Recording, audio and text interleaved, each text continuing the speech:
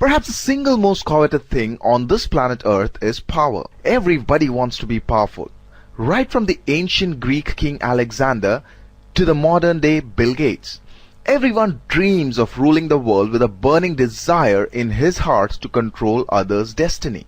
This lesson discusses power and politics that ensues as a consequence of it. The first section defines power and differentiates between power and leadership. It also discusses the sources of power. The second section tells you about how to identify the source of power, discusses power tactics and power in groups. The third section of the lesson focuses on politics in organizations. While elaborately discussing factors which lead to politics, it also highlights the role of organizational culture and individual factors in organizational politics. Lastly, it discusses personality development for encountering organizational politics. People often do not wish to discuss power because the connotations associated with power are more tainted than with any other form of superiority. Someone who's good at grabbing power will never share the secret of his power with anybody. So, what then is power? Power is a natural process in any organization. Power is the capacity that A has to influence the behavior of B, so that B acts as per the wishes of A. This definition means two things. One, that there is potential that needs to be realized to be effective, and two, that there is dependency relationship between those involved in power situation. The most important aspect of power is that it is a function of dependency. This means that the greater is the dependency of B and A, greater will be A's power. Dependence is created when alternatives controlled by A are perceived to be important by B. If a person controls something that you desire, only then he or she has the power over you. If your organization buys its raw material from one single supplier because of cost benefit, then this supplier has some power over your organization. After having understood the meaning of power, now let us see what is the difference between leadership and power.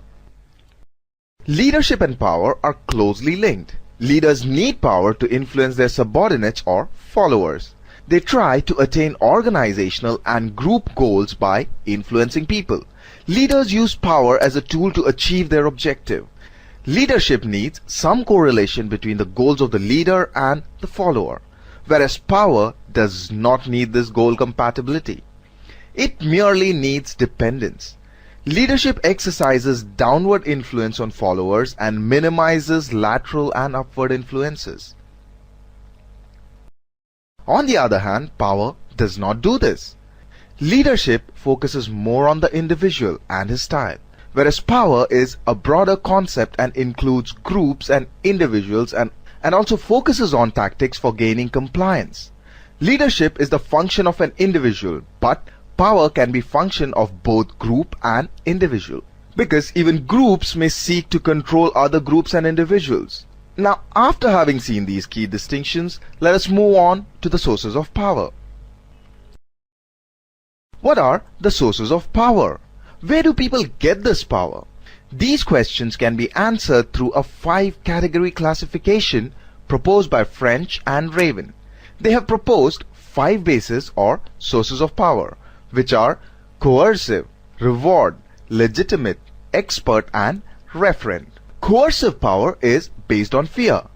This power to hurt others is perhaps more commonly used form of power than any other source. Exactly the opposite of coercive power is reward power. Often people comply with the wishes or directives of an individual because by simply doing so, they may get positive benefits.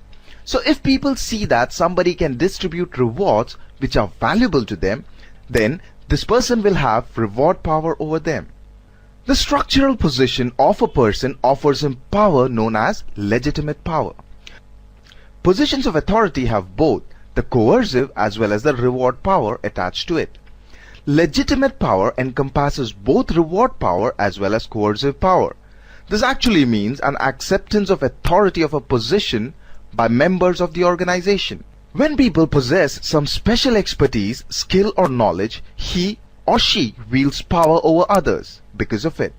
And this is expert power. In this technology-driven world, expert power has assumed tremendous importance. The source or referent power lies in identification with the person who has some positive or desirable sources of personal characteristics.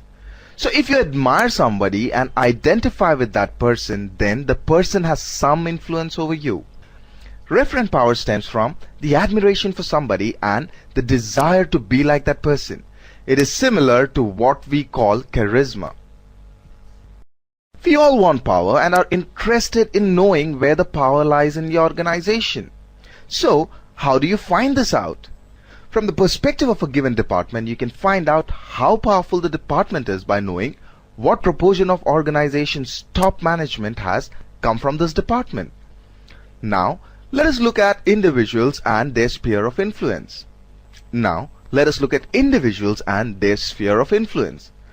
Look out for certain symbols of power to know how powerful an individual is. If someone has the ability to favor somebody by intervening on his or her behalf when the other person is in trouble, then the individual has power.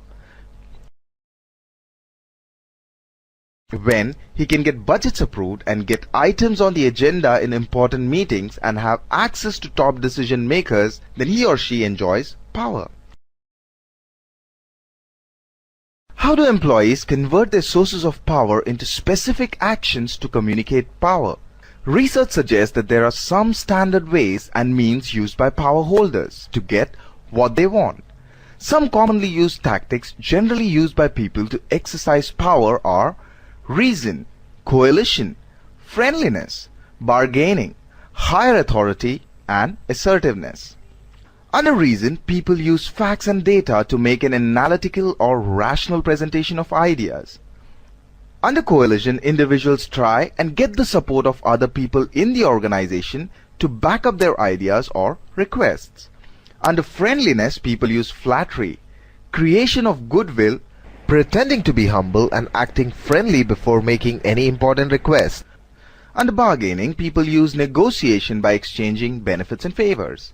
Under higher authority, individuals try and gain support of higher levels in the organization to back up their requests. Under assertiveness, people at times use direct and forceful approach, such as demanding compliance with their requests, making repeated reminders, simply ordering other individuals to do what is told, and clearly pointing out that rules require compliance.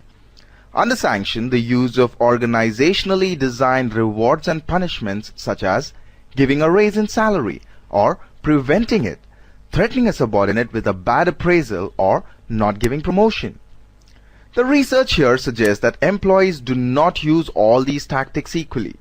The most popularly used tactics is use of reason to influence people both upwards and downwards. Often people try to capture power at individual level and do not desire to share it with others until something prevents them from capturing it individually. So those who are out of power will first try to be in power by seeking it out individually. But when they fail to succeed in this, then they form a coalition, which is an informal group which is bound together by some common issue being actively pursued. Two or more people who are termed as outs in power jargon try to come together and combine forces to increase rewards for themselves. The characteristics of successful coalition is that it has a fluid membership by which these coalitions are quickly formed and then they, upon achieving their end, quickly dissipate. In an organizational context, coalitions tend to expand in size. Coalitions take place where there is a greater resource and task interdependency.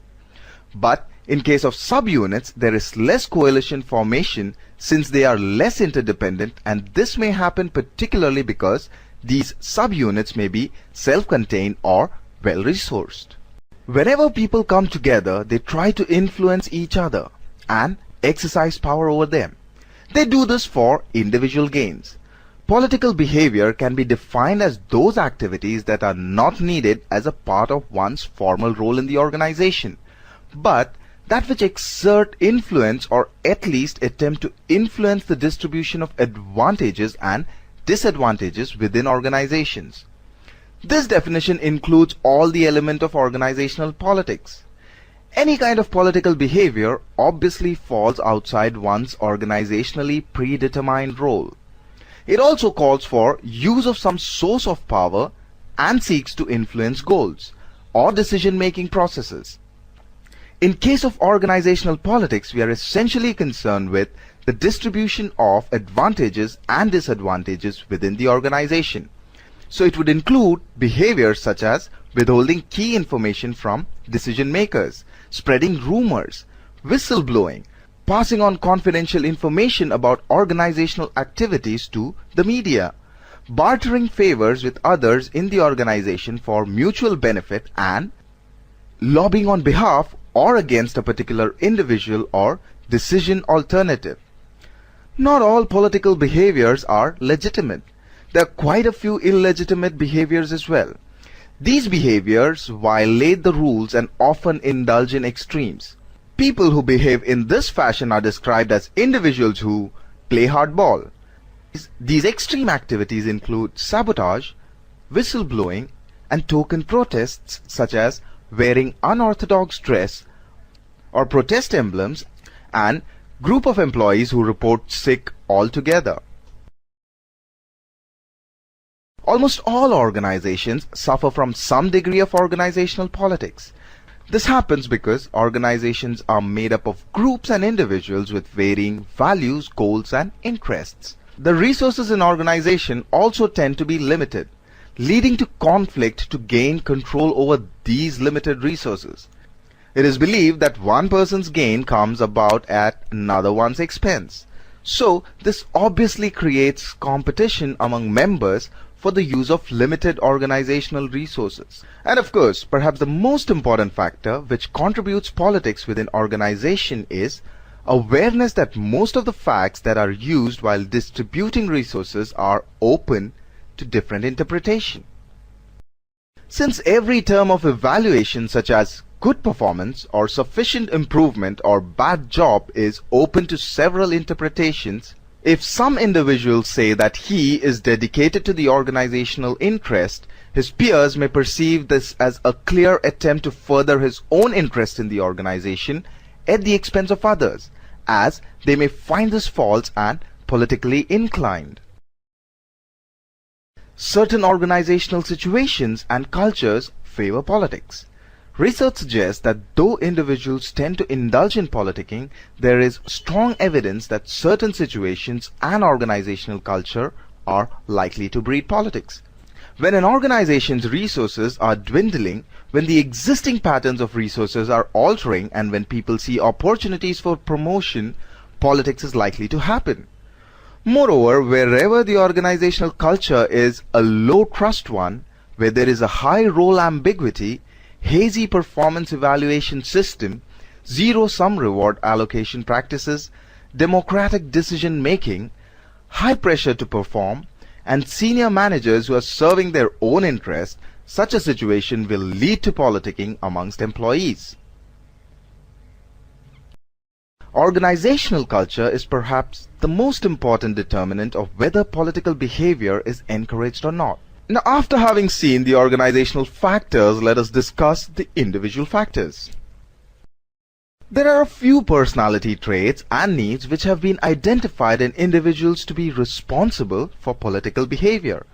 Research suggests that those individuals who are high self-monitors, who possess an internal locus of control, and who have a very high need for power are more likely to indulge in political behavior than others. The person who is a high self-monitor is very sensitive to social cues, shows greater social conformity, and is more adept at political behavior than one who is a low self-monitor. An individual's investment in the organization, what are his perceived options, and what is his expectations of success will influence the degree to which he or she will try and use illegitimate political behavior. If a person has invested a lot in the organization in terms of expectations of future benefit, then the person will lose much more if he is forced out of the organization, and therefore he or she is less likely to use illegitimate political behavior. If, an individual has more job options outside, it is more likely that this person will indulge in illegitimate political behavior. If a person believes that he will not be able to succeed by using illegitimate means, or if the rate of success is perceived to be low, then a person will not indulge in illegitimate behavior. Experienced and very powerful individuals who are good at the game of politics, and inexperienced and naive employees who may wrongly perceive their chances are both likely to have high expectations in the use of illegitimate political behavior. If you want to counter politics at workplace, or you want to indulge in politics, whatever be your inclination, you will have to focus on your individual self before you seek to impact others. Looking good is the first step towards improving your chances of being noticed. Today, world over, employees are taking great pains to look good. This helps in the initial stages to procure a good job, to get favorable evaluation, better pay packets, and rapid promotions. So you can actually swing fortunes in your favor by merely grooming your physical appearance. Impression management is the name of the game today. The high self-monitors obviously use impression management to get their way. Low self-monitors actually do not indulge in impression management because they tend to show behaviors which were consistent with their personalities, immaterial of how beneficial or harmful it is to them. High monitors are very good at reading situations, and so they are capable of molding their external appearance and behavior to suit the situation. You can use impression management to effectively maneuver the situation. It, however, does not mean that whatever impressions others project are false. Some commonly practiced impression management techniques are excuses, conformity, apology, flattery, favors, and association. Excuses include giving explanation for some problem-creating event aimed at minimizing the severity of the problem. Conformity is agreeing with someone else's opinion in an attempt to gain his or her approval. Apologies include admitting responsibility for a mistake committed and seeking to be forgiven for the same. Flattery is complimenting others for their good qualities in an attempt to appear perceptive as well as likable. Favors include doing a nice or a good turn to someone to win his or her approval.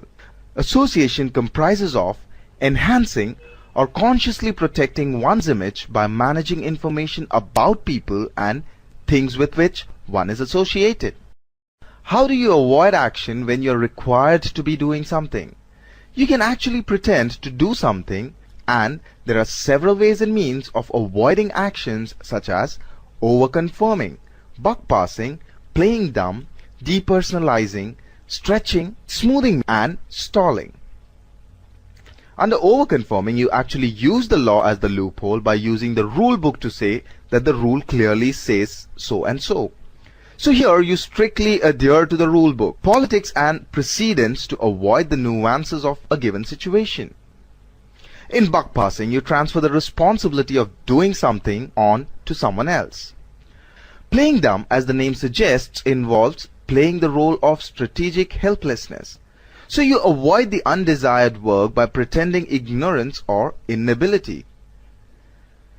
In depersonalizing, you start treating others as numbers of objects to distance yourself from problems, and avoiding having to deal with people and their idiosyncrasies or the impact of events on them. For instance, a professor may try to treat his students as a mere roll number in an attempt to maintain distance, pretending to be humble and acting friendly before making any important requests. Stretching actually means you take more time to complete a task in order to show how busy you are, and smoothing means that covering up ups and downs in any effort or output. Both these strategies actually project you to be busy and very productive. Stalling is a foot-dragging strategy, which requires you to appear more or less supportive publicly while not doing anything or doing little in private. There are also strategies to avoid blame, and some example may be bluffing, playing safe, justifying, scapegoating, and misrepresenting.